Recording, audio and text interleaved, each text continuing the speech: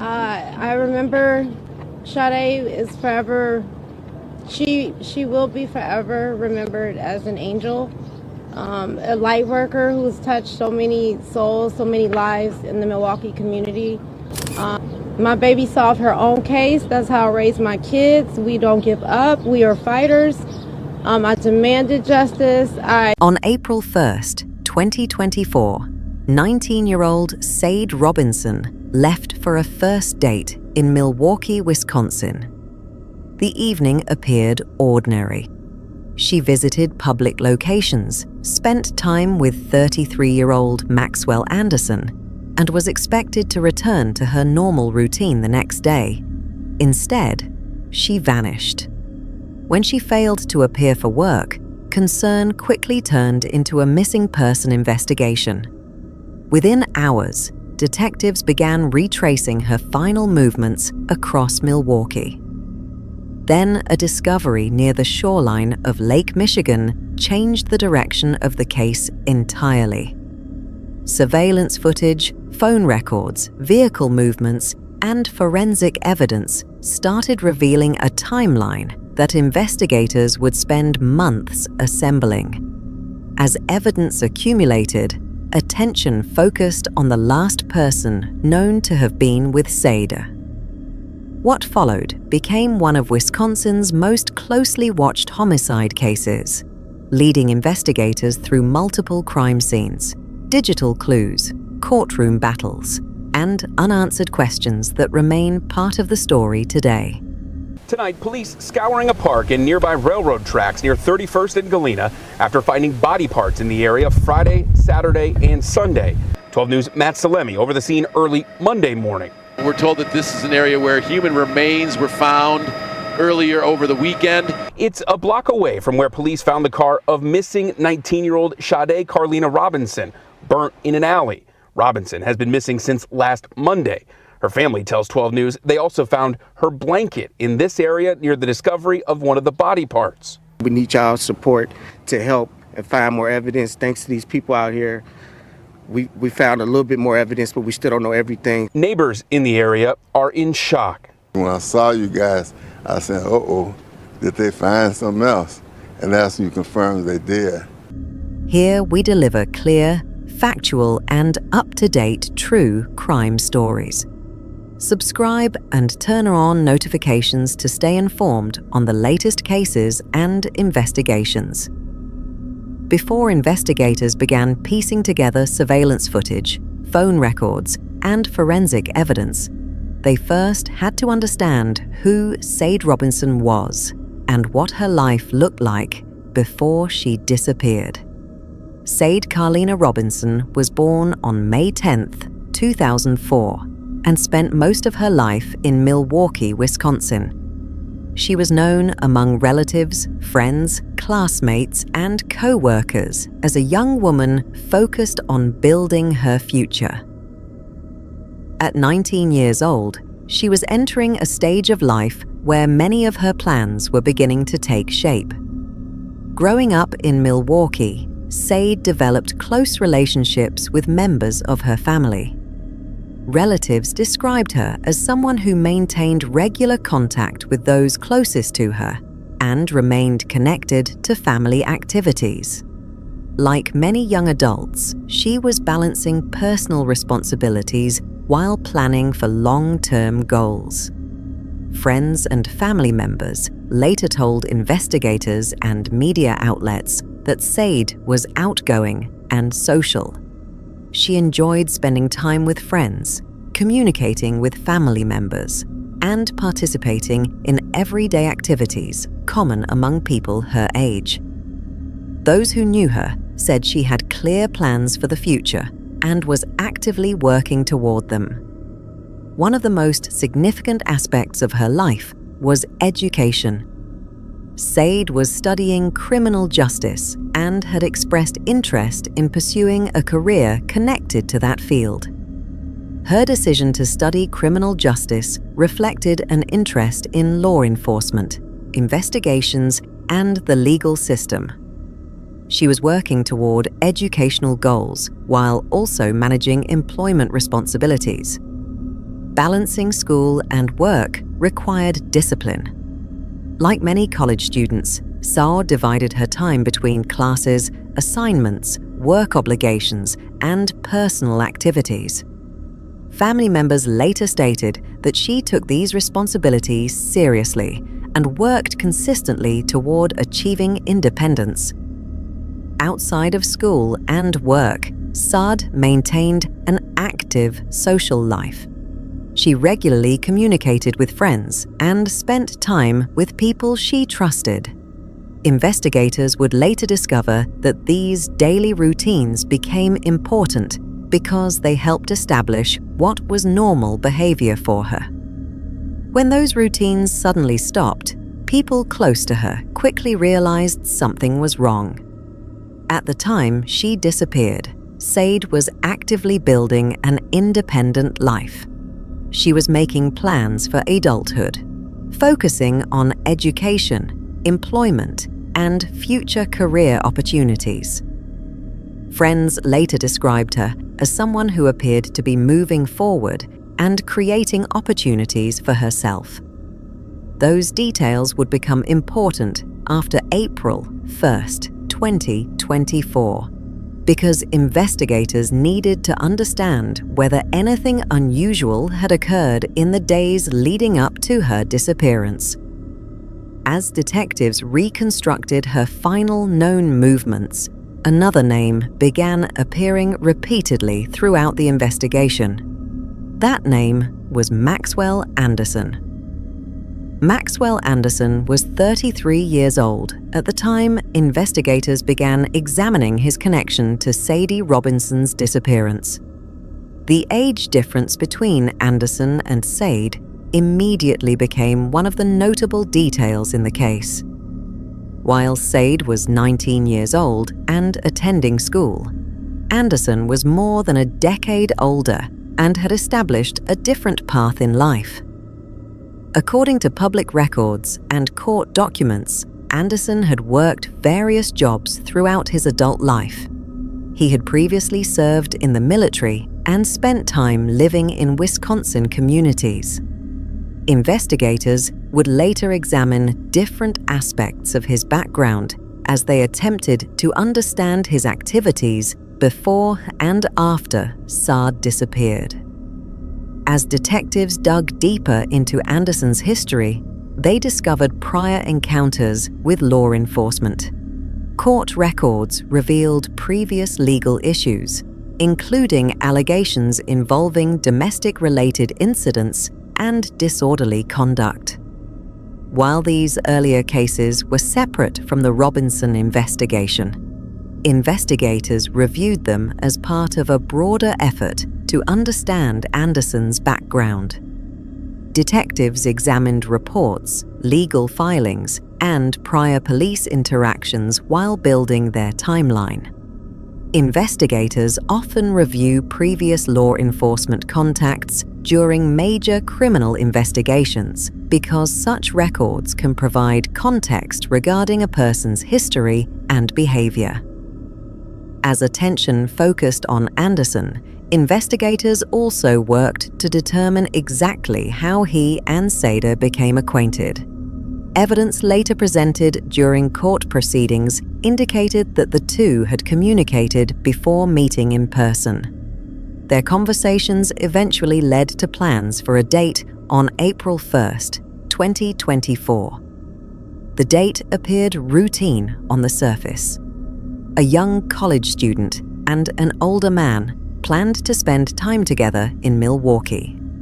Neither family members nor friends had any indication that the meeting would become central to a homicide investigation. As April 1st arrived, both individuals began following plans that investigators would later reconstruct in extraordinary detail. The investigation eventually revealed that April 1st would become the most important day in the entire case. Detectives spent months reconstructing the timeline, minute by minute, using surveillance footage, witness statements, digital records, cell phone data, and forensic evidence. The date began with Sade preparing to meet Anderson. Investigators later determined that the pair met and spent time together in public locations throughout Milwaukee. Surveillance footage and witness observations helped establish portions of their movements during the evening. One of the locations visited was a restaurant where the two were seen together. This public appearance would later become important because it confirmed that Sade and Anderson met as planned. From there, investigators tracked additional movements across the city. Security cameras captured various moments that helped detectives verify portions of the timeline. Digital evidence from cell phones also provided information regarding locations, travel patterns, and movements. As investigators combined surveillance footage with digital tracking data, a clearer picture began to emerge. The evidence showed where the two traveled and how long they remained at certain locations. Throughout the investigation, detectives relied heavily on technology. Cell phone records, location data, and surveillance systems allowed investigators to establish a sequence of events that would later become critical during court proceedings. Eventually, detectives reached what they believed was the final stage of Sade's publicly documented movements. The last confirmed sightings became a major focus of the investigation. Surveillance footage and digital evidence helped establish the final points at which Sade could be accounted for publicly. After those moments, investigators faced a significant gap in the timeline. Questions immediately emerged. What happened after the final confirmed sightings? Who was with Sade during those final hours? What evidence existed beyond the public locations captured on camera? The jury here today seeing some images from the Milwaukee County Medical Examiner's office that are just too gruesome to show on television. But late this afternoon, those same jurors also got to see how Robinson spent some of her final hours. The prosecution Monday walking the jury through the final night of Sade Robinson's life, entering the Twisted Fisherman on April 1st, 2024 for a first date, meeting up with Maxwell Anderson. The two seen drinking and eating at the bar before leaving. And heading to Duke's on Water for more drinks before going to Anderson's home on Milwaukee's south side. Prosecutors later presented evidence suggesting that Sade traveled to Anderson's residence. Cell phone records, digital location data, and investigative findings were used to support that reconstruction. According to prosecutors, this portion of the timeline represented a critical transition point in the case. Investigators believed events occurring after arrival at the residence would ultimately determine the outcome of the entire investigation. At the time, however, no one outside the investigation knew what had happened. Family members were still expecting Sade to continue her normal routine the following day. Instead, the first signs of trouble would emerge the next morning. The morning of April 2nd brought immediate concerns. People who knew Sade expected to hear from her or see her carrying out her normal responsibilities. Instead, communication stopped. She failed to return as expected. She missed obligations that family members and friends believed she would normally meet. Most significantly, she did not appear for work. For those closest to her, this represented unusual behavior. As hours passed, relatives and friends began attempting to contact her. Phone calls were made, messages were sent. Attempts were made through different communication platforms. No response came back. Concern increased as more time passed without any contact. Family members began considering the possibility that something unexpected had happened. Eventually, authorities became involved. A missing person report was filed, and detectives began the process of determining Sade's last known movements. The early stages of a missing person investigation often focus on establishing timelines and identifying recent contacts. In Sade's case, investigators quickly worked through those steps.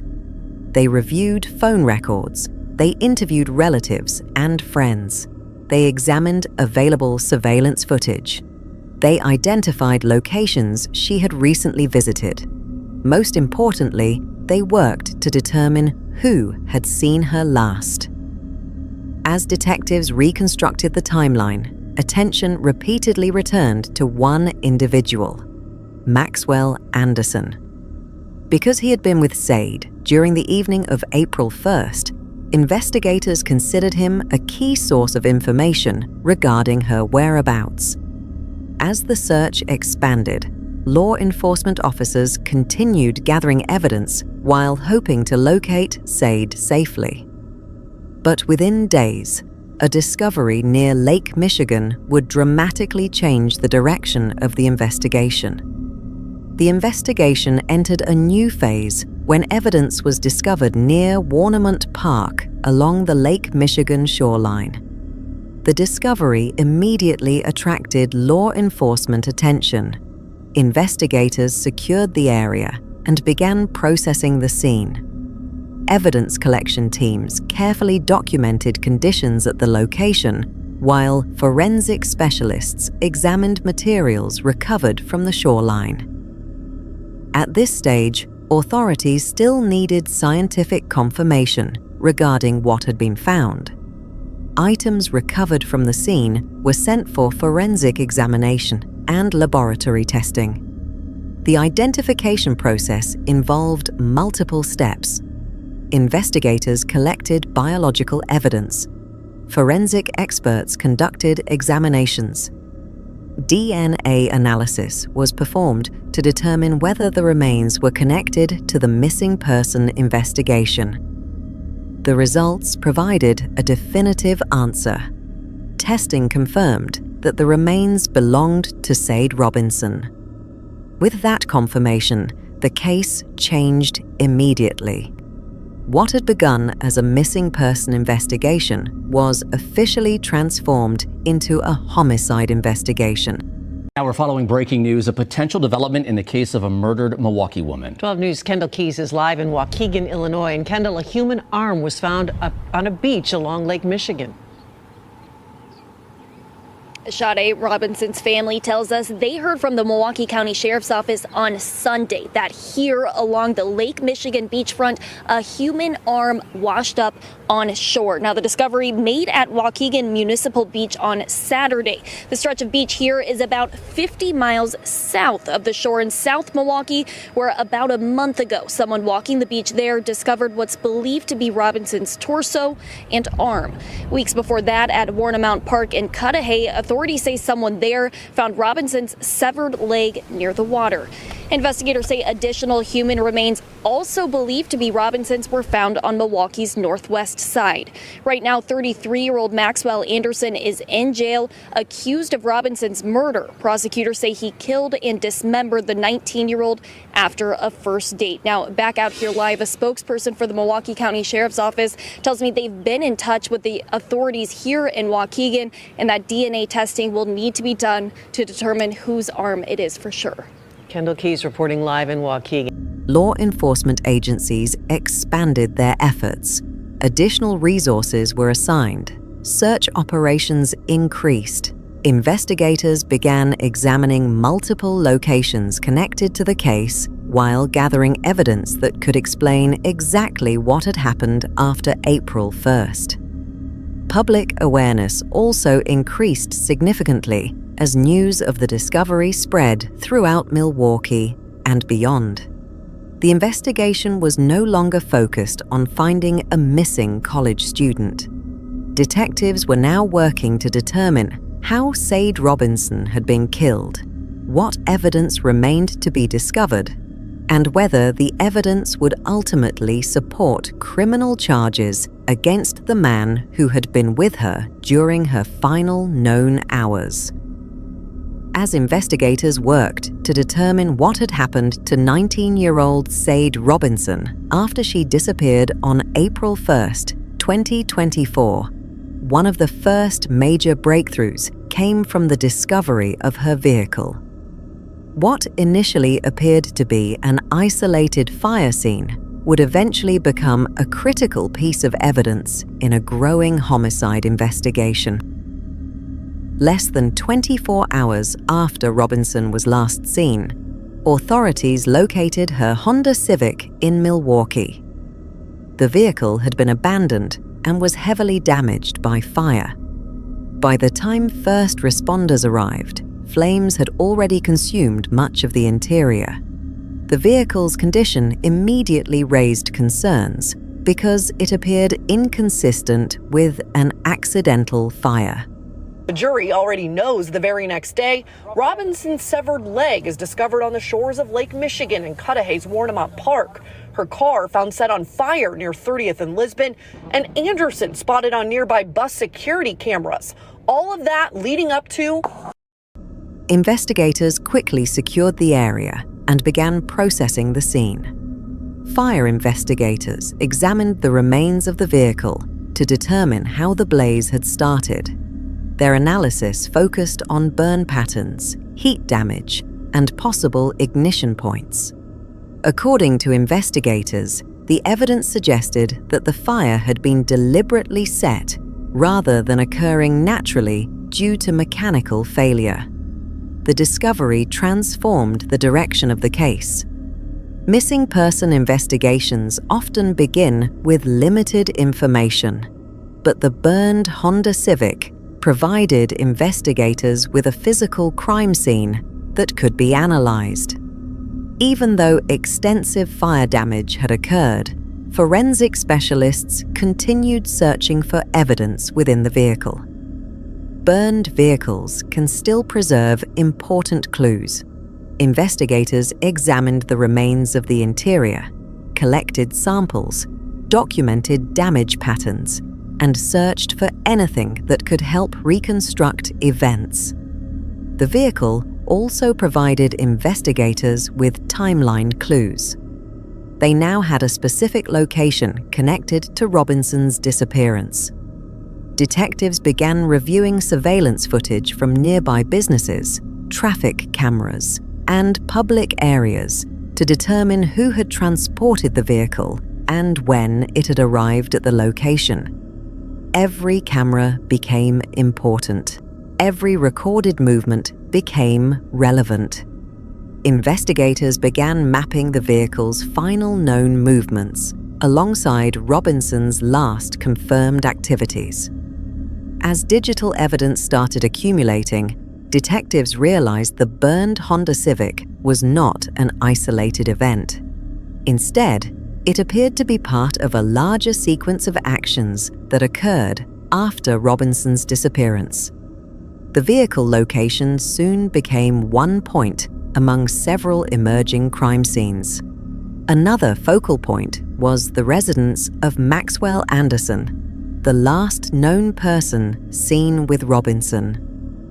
Investigators were also examining discoveries being made along the shoreline of Lake Michigan. Each location appeared different on the surface, but detectives believed they were connected by a single timeline. As evidence from these separate locations was gathered and compared, investigators developed an emerging theory. They believed Robinson had been killed after spending time with Anderson, and that multiple actions had subsequently been taken to conceal evidence and hinder the investigation. The burned vehicle became one of the earliest pieces supporting that theory. Modern criminal investigations often rely heavily on technology, and the Robinson case was no exception. Detectives soon found themselves examining a vast amount of digital evidence that would help establish movements, locations, and timelines. One of the most significant sources of information came from cell phone records. Investigators analyzed Robinson's phone activity as well as records connected to Anderson. Through location data, call records, and communication logs, detectives began reconstructing where each individual had traveled during critical periods. Location tracking information allowed investigators to identify movement patterns throughout the evening and into the following morning.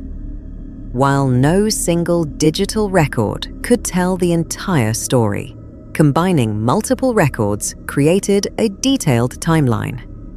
Each location ping became another point on a map. Each timestamp represented a documented moment. Detectives compared digital records against witness statements and surveillance footage. When various sources aligned, investigators gained greater confidence in their reconstruction of events. Surveillance cameras became another essential investigative tool. Businesses throughout Milwaukee provided footage from security systems. Gas stations, stores, parking lots, and other commercial locations captured portions of the timeline investigators were attempting to build. Street cameras provided additional information regarding vehicle movements. Traffic monitoring systems recorded vehicles traveling through key areas. Public transportation cameras and surveillance systems also contributed information when investigators reviewed potential routes and locations. Vehicle footage became especially valuable. Cameras captured movements that helped detectives determine where certain vehicles traveled and when they appeared at specific locations. Investigators spent countless hours reviewing recordings frame by frame. What may appear insignificant to the public often becomes critical in an investigation. A vehicle entering a parking lot, a person walking across a sidewalk, a timestamp displayed in the corner of a video. Each detail contributed to the larger picture. The electronic trail created by phones, cameras, and digital systems allowed investigators to compare multiple data sources simultaneously. Analysts matched timestamps against surveillance recordings, location records, and physical evidence recovered during searches. This process helped establish consistency between different forms of evidence. Technology became a tool for verification. Rather than relying solely on witness recollections, investigators could compare statements against objective digital records. As the investigation progressed, detectives used these findings to strengthen their case. Digital evidence allowed them to establish movements, identify connections between locations, and reconstruct portions of the timeline with significant precision. However, gaps still remained. Investigators continued searching for additional evidence to explain exactly what occurred during the periods that were not directly captured by cameras or digital records. Filling those gaps became one of the primary objectives of the investigation. While investigators pursued digital evidence and processed crime scenes, search efforts continued across multiple locations connected to the case. The investigation expanded significantly after human remains were discovered near the Lake Michigan shoreline. The initial discovery prompted extensive search operations. Authorities began examining additional shoreline areas, looking for evidence that may have been overlooked or carried by natural environmental conditions.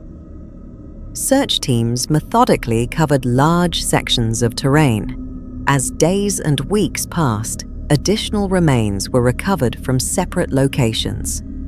Each discovery required careful documentation. Each recovery location was treated as a potential crime scene. The expanding search zone demonstrated the complexity of the investigation. Local law enforcement agencies coordinated with forensic specialists and other organizations to manage the growing operation.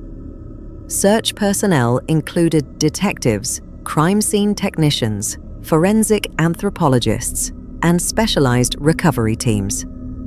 Every discovery required transportation to forensic laboratories for analysis. Identification involved extensive scientific testing. DNA comparison became a critical component of the process. Samples recovered from remains were compared against known reference samples. Through forensic testing, authorities confirmed that recovered remains belonged to Robinson. These confirmations provided answers regarding identity while also creating new investigative challenges. Not all remains were recovered. Certain portions remained missing despite extensive searches. Environmental conditions complicated recovery efforts.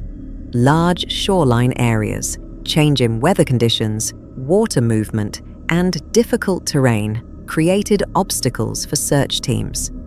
Investigators continued conducting searches long after initial discoveries had been made. The goal remained the same: locate additional evidence and obtain the most complete understanding possible of what had occurred. The continued absence of some remains meant certain questions would remain difficult to answer fully. Nevertheless, each recovery provided additional forensic information that contributed to the overall investigation. As evidence accumulated, investigators obtained search warrants targeting locations connected to Anderson. One of the most significant searches occurred at his residence. Search warrants allow investigators to collect evidence under judicial authorization, and detectives arrived prepared for a comprehensive examination of the property. Crime scene personnel documented every area of interest. Investigators photographed rooms, collected samples, and searched for physical evidence that could assist the case. The examination involved extensive forensic testing. Potential biological evidence was collected and analyzed. Investigators looked for signs that criminal activity may have occurred inside the residence. Laboratory testing became an important component of the process.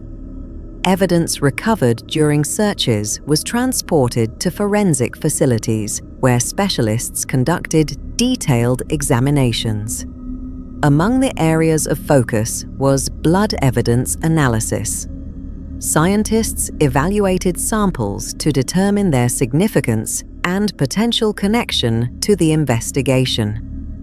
Digital devices recovered during searches also became important. Phones, electronic storage devices, and other technology were subjected to forensic examination. Specialists attempted to recover deleted information, analyze communications, and identify activity that might reveal additional details about events surrounding Robinson's disappearance. Digital forensic investigations often reveal information that users believe has been permanently erased.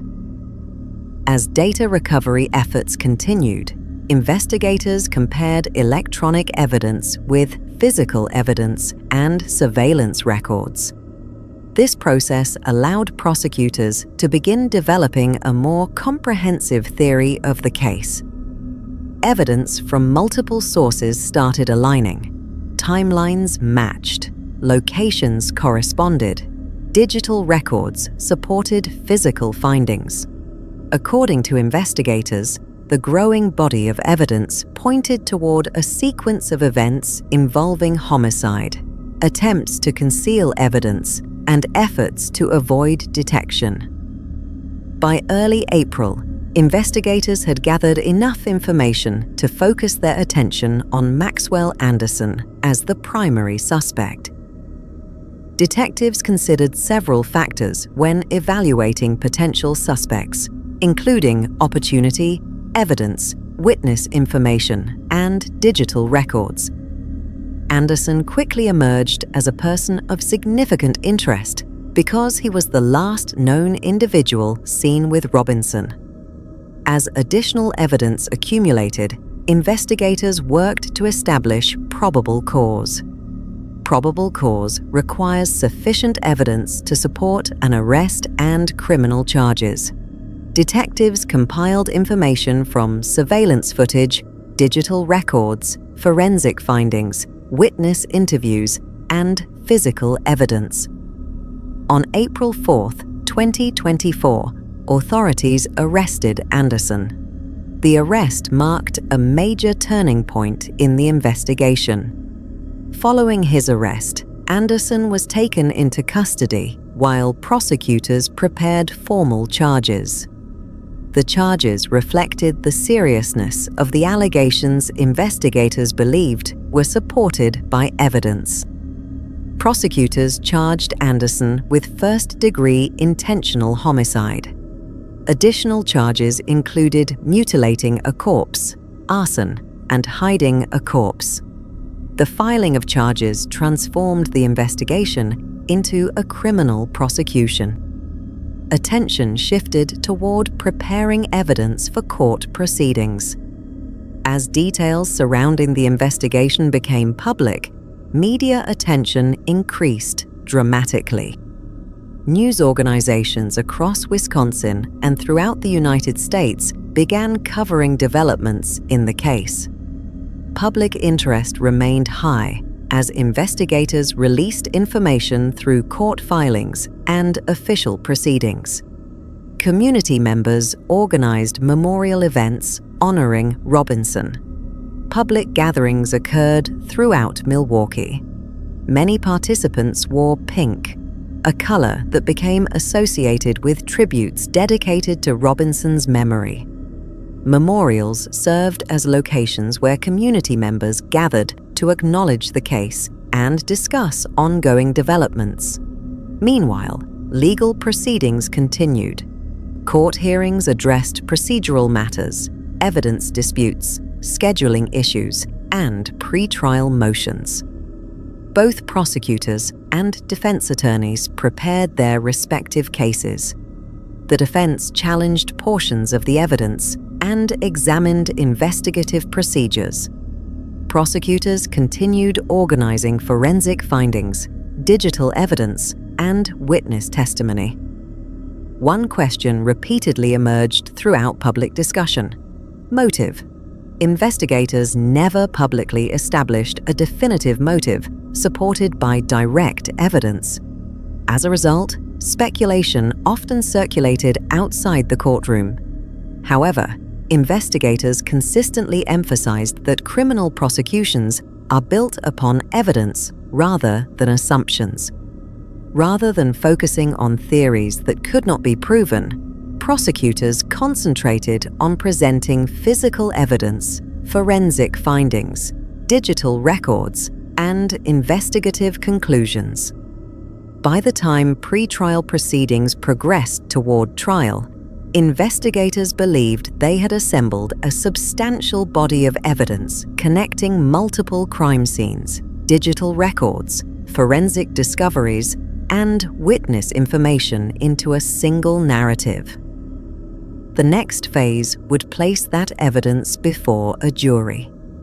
More than a year after Sade Robinson disappeared following a first date in Milwaukee, Wisconsin, the criminal case against Maxwell Anderson moved into its most important phase.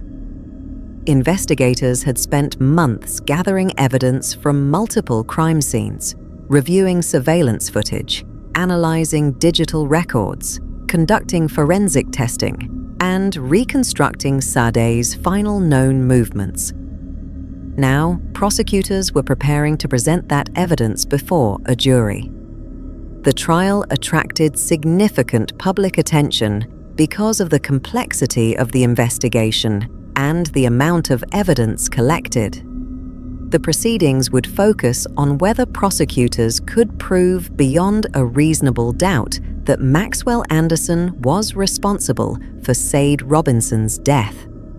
the process began with jury selection. Attorneys from both sides questioned potential jurors about their backgrounds, their ability to remain impartial, and whether media coverage surrounding the case might affect their judgment. Because the case had received widespread attention in Milwaukee and beyond, selecting jurors who could evaluate the evidence objectively became an important step.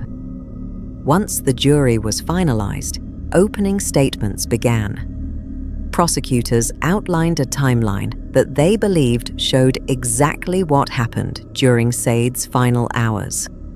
They informed jurors that the evidence would demonstrate how Sade spent time with Anderson during a first date before disappearing. Prosecutors argued that surveillance footage, phone records, vehicle tracking, and forensic evidence would establish a clear sequence of events. The prosecution's case relied heavily on digital evidence. Investigators had examined cell phone records, location data, surveillance videos, and electronic devices. According to prosecutors, these records provided a detailed timeline of movements and activities connected to both Sade and Anderson. Surveillance footage became a major component of the case. Jurors were shown videos collected from multiple locations. These recordings helped investigators track movements before and after Sade disappeared. Prosecutors argued that the footage supported their reconstruction of events and placed Anderson at key locations relevant to the investigation. Phone records also played a central role. Investigators presented evidence showing communication activity, location information, and movement patterns derived from electronic devices. By comparing timestamps from multiple sources, prosecutors sought to demonstrate consistency between digital records and their timeline. Forensic findings provided another layer of evidence. Investigators described physical evidence recovered from various locations. Prosecutors argued that these findings connected the different crime scenes and supported their theory regarding what happened after Sade's disappearance. As the trial progressed, prosecutors carefully reconstructed events for the jury. They organized evidence chronologically, moving hour by hour through the timeline. Each piece of information was presented as part of a larger sequence intended to demonstrate how the investigation unfolded and why investigators focused on Anderson. The defense challenged many aspects of the prosecution's presentation. Defense attorneys questioned whether the evidence conclusively established guilt. They argued that much of the prosecution's case relied on circumstantial evidence rather than direct eyewitness testimony. Defense attorneys also raised questions about certain forensic conclusions and interpretations of digital data. They argued that prosecutors were asking jurors to draw conclusions from evidence rather than presenting direct proof of every event described in their timeline. Throughout the trial, the defense attempted to introduce alternative interpretations of the evidence. Attorneys emphasized that the burden of proof remained with the prosecution and argued that jurors should carefully evaluate whether every element of the case had been proven beyond a reasonable doubt. As both sides continued presenting evidence, jurors were tasked with evaluating an extensive collection of testimony, records, photographs, forensic analyses, and investigative findings.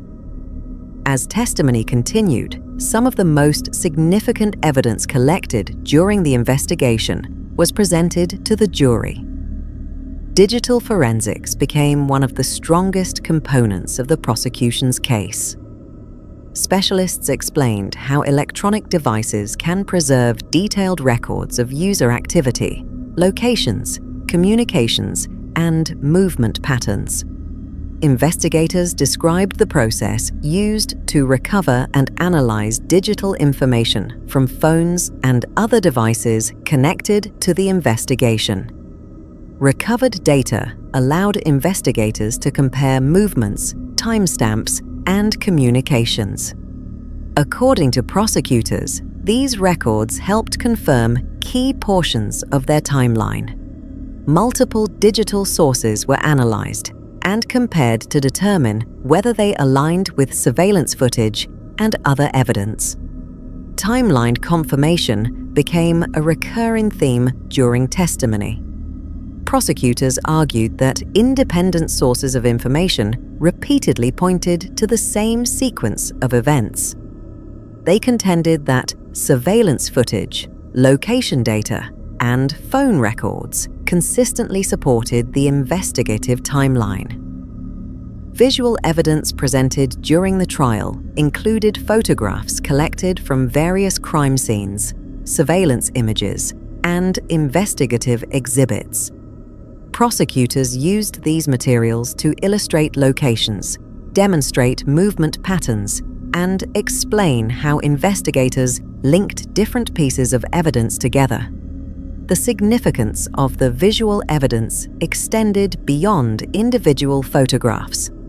Prosecutors argued that when viewed collectively, the images helped explain how investigators reconstructed events and connected multiple locations involved in the case. Expert witnesses played a critical role in helping jurors understand complex evidence. Forensic specialists described scientific testing methods used during the investigation.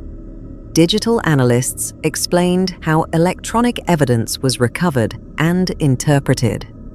Crime scene investigators discussed procedures used when collecting physical evidence. Technical testimony often focused on explaining investigative processes rather than offering opinions.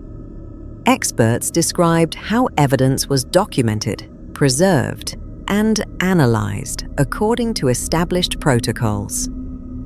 As the trial approached its conclusion, both sides prepared for closing arguments. Prosecutors summarized the evidence presented throughout the proceedings. They argued that the combined weight of the evidence established a clear narrative supported by digital records, surveillance footage, forensic findings, and investigative testimony. Prosecutors emphasized that multiple forms of evidence independently supported the same conclusions. The defense offered a different interpretation. Attorneys argued that jurors should focus on whether prosecutors had met their burden of proof. They highlighted what they viewed as gaps, uncertainties, and limitations within portions of the evidence. With closing arguments complete, the case was officially placed in the hands of the jury. After weeks of testimony and evidence presentation, jurors began deliberations. Inside the jury room, members reviewed the evidence presented during trial. Their task was to determine whether prosecutors had proven the charges beyond a reasonable doubt. Jurors examined testimony, forensic evidence, digital records, photographs, and other exhibits admitted during the proceedings. The deliberation process represented the final stage of the criminal trial. Both sides had completed their presentations, and the responsibility for reaching a verdict now rested entirely with the jury. On June 6, 2025, the jury reached its decision. When court resumed, attorneys, investigators, family members, and members of the public gathered to hear the outcome. One by one, the verdicts were announced. The jury found Maxwell Anderson guilty on all counts. The convictions included first-degree intentional homicide and the additional charges connected to the case. The verdict marked the conclusion of the trial phase. and represented the jury's acceptance of the prosecution's evidence and arguments. Following the verdict, attorneys addressed the court and media regarding the outcome. Prosecutors stated that the decision reflected the evidence presented during the trial. Defense attorneys acknowledged the verdict while preserving legal options available following conviction. The significance of the verdict extended beyond the courtroom. The decision resolved the central question presented to jurors and formally established criminal responsibility under Wisconsin law. However, although the trial had ended, one major phase remained: sentencing. In August 2025, the case returned to court for sentencing. During the hearing, the court reviewed the convictions and considered factors relevant to determining punishment. Sentencing hearings provide an opportunity for attorneys, victims' families, and defendants to address the court before a final decision is announced. The judge reviewed evidence presented during the trial, as well as information submitted for sentencing purposes. Court findings focused on the severity of the offenses and the circumstances established through testimony and evidence. Family members provided impact statements describing how the case affected their lives. These statements became part of the official sentencing record. After reviewing the case, the judge issued the sentence. Maxwell Anderson received a life sentence. The ruling represented the most severe punishment available under the circumstances of the case. Relative to count 1, that is a Class A felony, the charge of first-degree intentional homicide. Relative to that, you shall be sentenced to imprisonment for life. The sentence ensured that Anderson would remain subject to long-term imprisonment under Wisconsin law. The legal consequences brought the criminal proceedings to a close. Following months of investigation, pre-trial litigation, courtroom testimony, jury deliberations, and sentencing, the judicial process reached its conclusion. As the hearing ended, the courtroom marked the final chapter of the legal case. Yet some questions connected to the investigation remained unanswered. Although the criminal case concluded with convictions and sentencing, certain questions were never fully resolved. One of the most significant involved motive. Investigators established a timeline and gathered extensive evidence, but a definitive explanation for why Sade Robinson was targeted was never publicly established during the trial. Prosecutors focused primarily on proving what happened rather than explaining why it happened. As a result, questions regarding motive remain among the most discussed aspects of the case. Another unresolved issue involves missing remains and unrecovered evidence. Despite extensive searches conducted throughout the investigation, not all evidence connected to the crime was recovered. Search efforts extended across multiple locations and involved numerous investigative resources. Even so, certain items remained missing. These gaps continue to generate questions about details that may never be fully known. Investigative limitations also played a role. Like many criminal investigations, the case depended on the evidence available to detectives.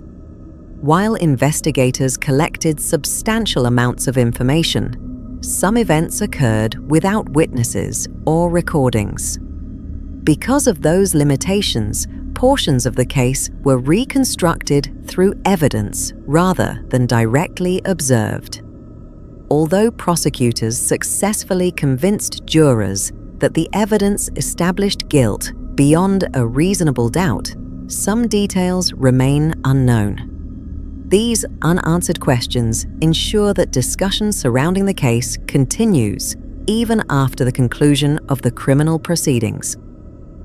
The impact of Sade Robinson's case extended beyond the courtroom. Throughout Milwaukee, community members organized events, memorial gatherings, and awareness initiatives. The investigation received extensive media coverage and generated conversations about personal safety, violence prevention, and support for victims' families. Public awareness remained high throughout the investigation, trial, and sentencing phases. Many residents followed developments closely as new information emerged. One of the lasting outcomes of the case was the creation of Sade's Voice Foundation. The organization was established to honor Sade Robinson's memory and continue work connected to advocacy and community support. The foundation's mission focuses on raising awareness and providing resources intended to help others. Supporters viewed the organization as a way to create a lasting impact beyond the criminal case itself. Remembering Sade Robinson remains an important aspect of the case's legacy. Before her death, she was pursuing educational goals and building plans for her future. Those ambitions became a recurring focus during discussions about her life and the impact of the crime. Today, the case remains one of the most widely discussed homicide investigations in recent Wisconsin history. It demonstrated how digital evidence, forensic science, surveillance technology, and investigative work can be combined to reconstruct events and build a criminal prosecution. The convictions and sentence closed the legal chapter of the case. However, the investigation, the unanswered questions, and the ongoing efforts to preserve Sade Robinson's legacy continue to shape how the case is remembered.